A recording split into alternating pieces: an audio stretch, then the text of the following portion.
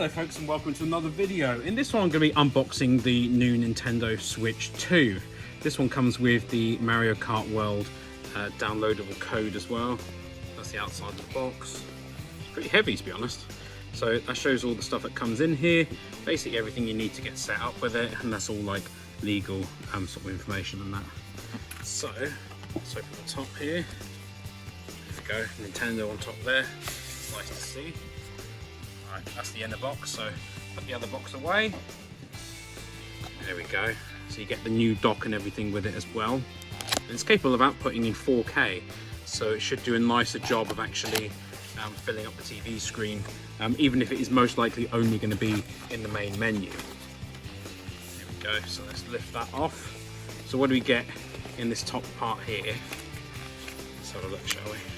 So in this part we get the main unit itself.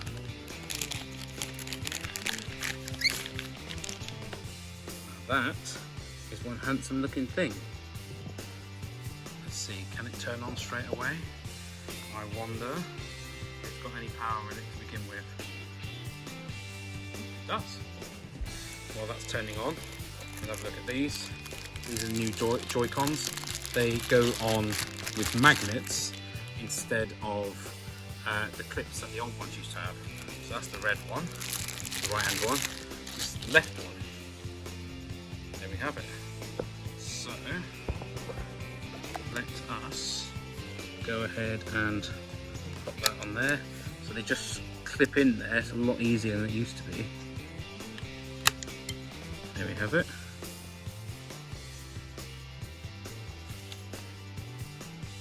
So it's definitely a bigger machine than the old one. That's your initial setup screen, but we'll do all that another time. It's got the vent on the same place on top, with a USB-C cable on top to charge it and whatnot, as well as a headphone jack and what looks like the game card slot. Let's open that up. There you go. Oh, that's quite a cool design. Feels like it should all be fairly resilient as well.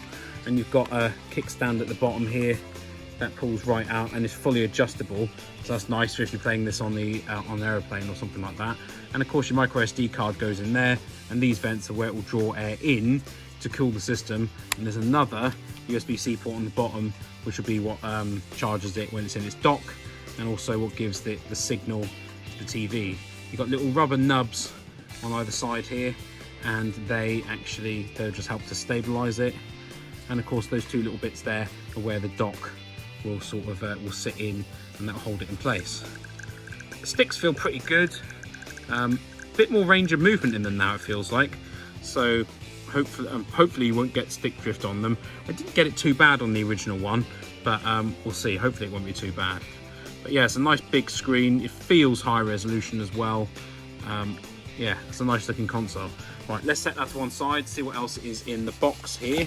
So we've got controller holder there. You put the two Joy-Cons in, and that will hold them in there. Not much different from the original one. Feels quite nice. What else we got? Bit of cardboard. Got a USB-C cable there. Nothing exciting about that, unless is it branded Nintendo? It is, so that's pretty cool. I like that. What else have we got? We've got the power brick. So I wonder if the original Switch power brick would give enough power to actually charge this one or not. I'll be interested to find that out. This one seems to run, its outputs 5 volts or 9 volts or 3 amps. Yeah, that'll be interesting to find out if the original one can provide enough power, so you don't have to sort of uproot everything in order to put the new one in place. But we'll see. We'll see if it does or not. And that's the box empty. This is the new dock. Certainly feels higher end than the original one.